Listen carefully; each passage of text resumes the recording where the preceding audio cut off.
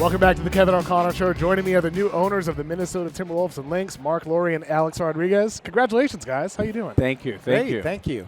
I got to make an admission first, Okay. A-Rod. Oh, gosh. I grew up a Boston Red Sox fan. I knew that. I used to hate you. I've gotten to a point where I can smell you guys. I mean, you broke my heart when you almost became a Red Sox. Almost. By the way, Almost. my signature was on. We only needed one signature. We had Bud Selig, we had Tom Warner and John Henry, myself, and we needed Don Fear. But Don Fear, the head of the union, wouldn't let me concede all that money going back. So, hey, I mean, look. The rest is history. It worked out. Red Sox won titles. You won a Yes. title with the Yankees. And here you are, owner of the Minnesota Timberwolves. A-Rod, when did the thought of becoming a team owner first enter your mind when you were playing? I was telling Mark, sometime when I was 18 years old or so, I was playing instruction league. And I remember picking up a magazine, Forbes. And I remember kind of looking at all the team owners. And about 2/3 of them at that time were real estate. And I said, man, there must be something to this real estate thing. So I just, a couple years later, I was like 21, 22. I made my first investment. I bought a duplex, multifamily apartment. And then I bought a fourplex and an eightplex. And over the last 17 years or so, we've acquired almost 20,000 keys, meaning 20,000 multifamily apartments.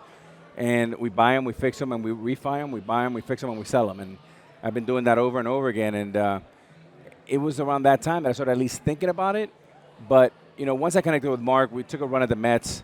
Thank God we lost. Steve Cohen's doing a great job with the New York Mets today. And then this opportunity came to us, and Mark and I jumped all over it. How about you, Mark? Was this ever something at a younger age that you dreamed of? I grew up in Staten Island, New York.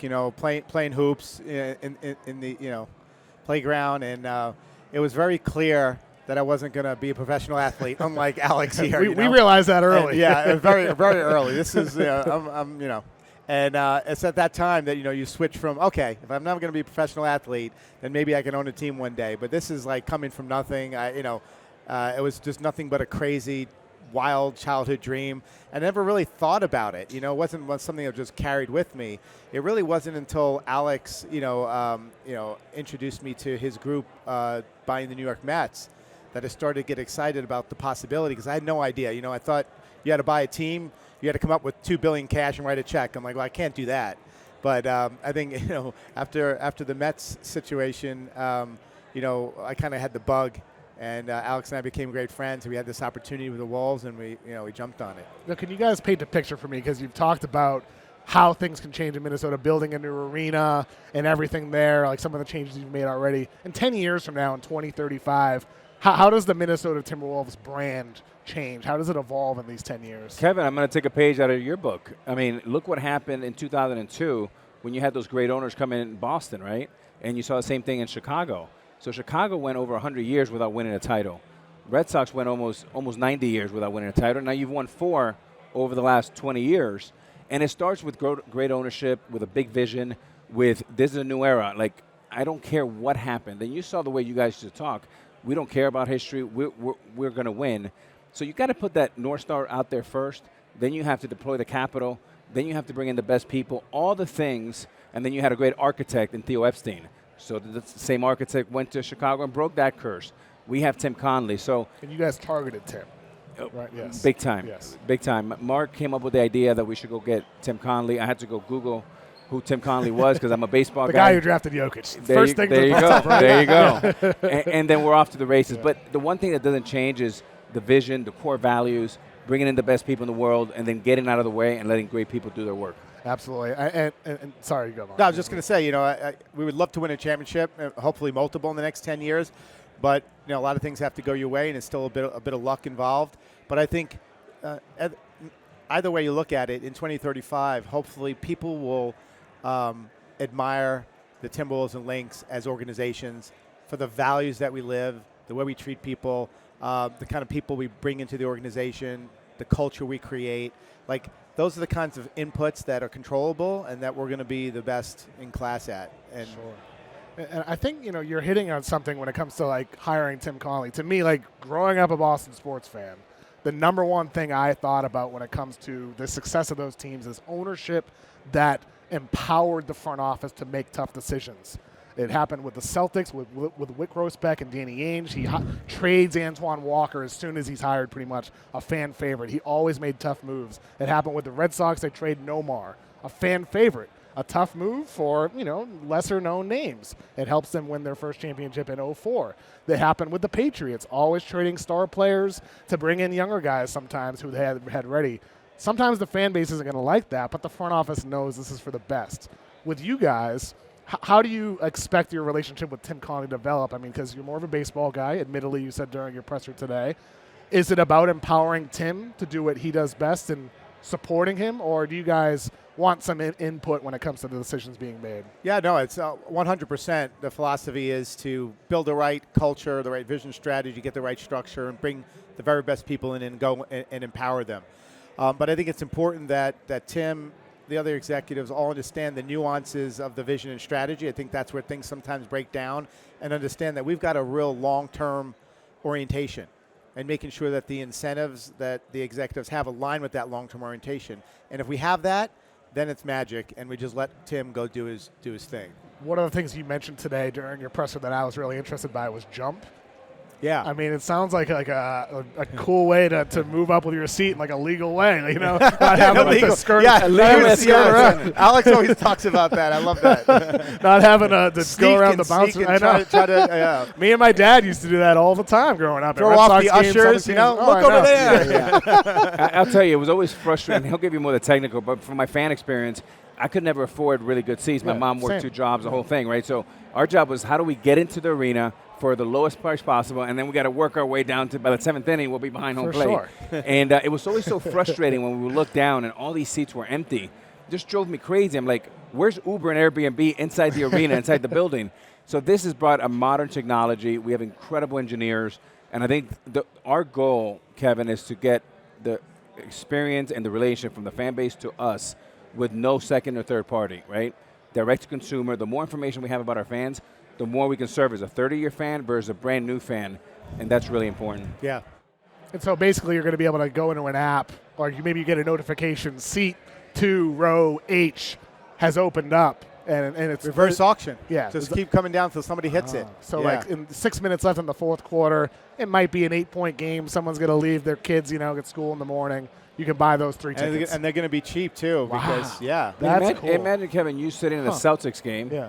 And, if the seats are a few $1,000s on the floor, that you can buy them for, $80. Yeah. And you might only get 5 minutes, but at least you get the experience of what it feels to sit on the floor, and you get your selfie with your kid or your family, and you're off to the races. See how fast it moves. Yes. Oh, boy. I mean, it's like, what a difference being And close. it's fully integrated. The exchange is primary market, secondary market sale, merchandising, food. It's a fully integrated fan experience. And less fees, better.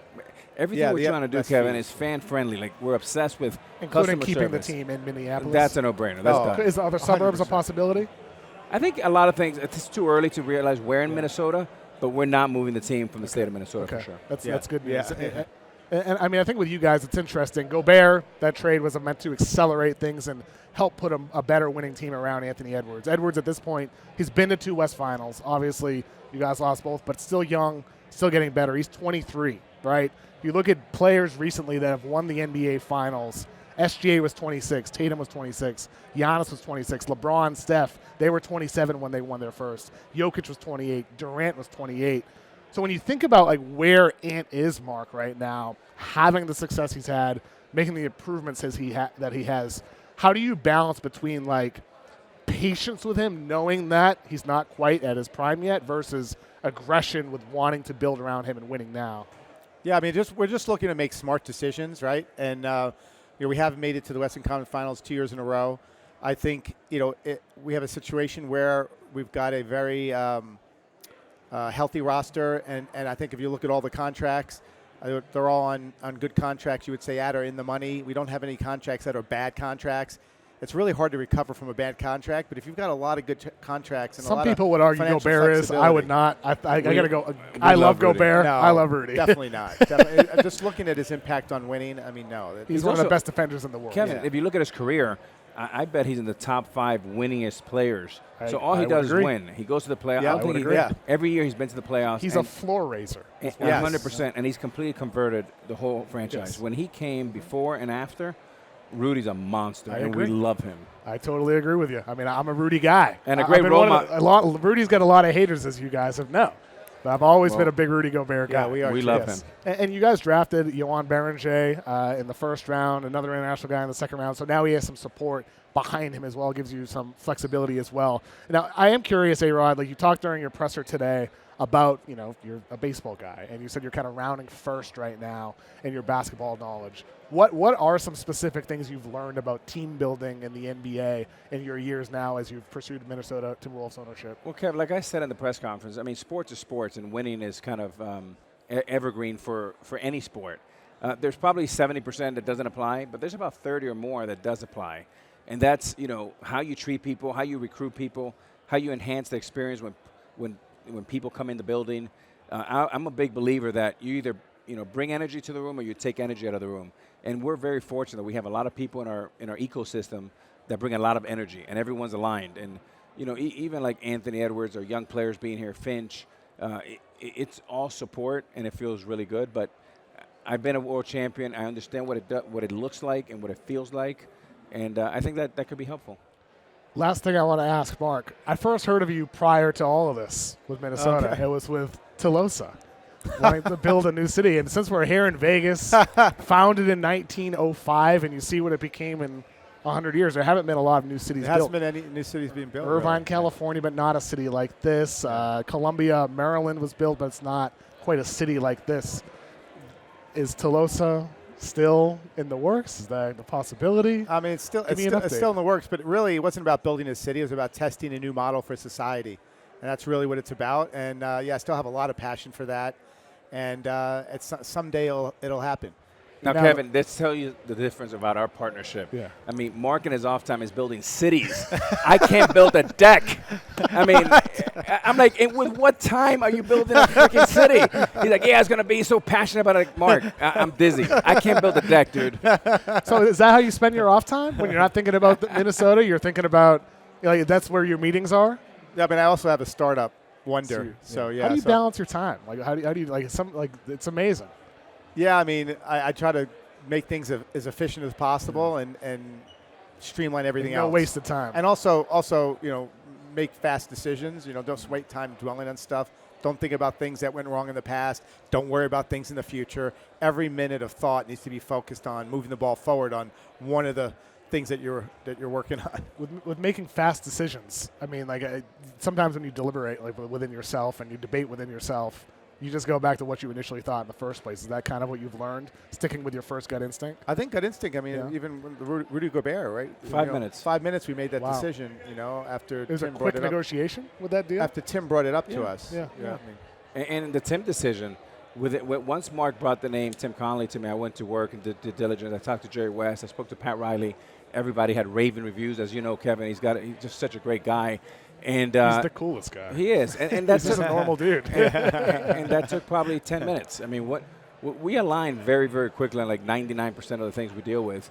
But every small decision adds into some big ripple effect in the future. So the key is, like Mark said, you have decisions every day, making them fast, making them sharp, and being able to put them behind you. yeah, if you can't make a decision fast, it's not the right decision. Right. If you need to think about it. It's a good point. It's a good way to put it. True in life, true in business as well. Absolutely.